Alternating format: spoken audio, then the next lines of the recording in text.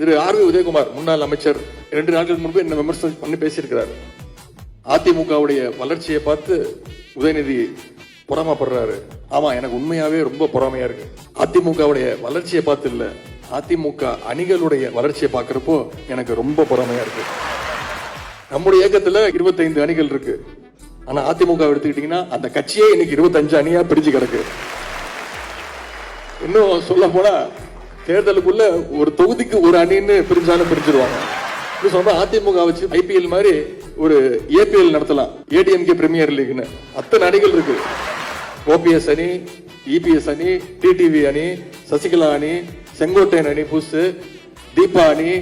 இன்னைக்கு ஒரு அம்மா கிளம்பி இருக்கு. இப்ப நான் வரும்போது தொலைக்காட்சியில பார்த்தேன். என்னை விட அதிகமா நீங்க தெரிஞ்சு வச்சிருக்கீங்களா, அப்படி டேட்டா இருக்கீங்களா.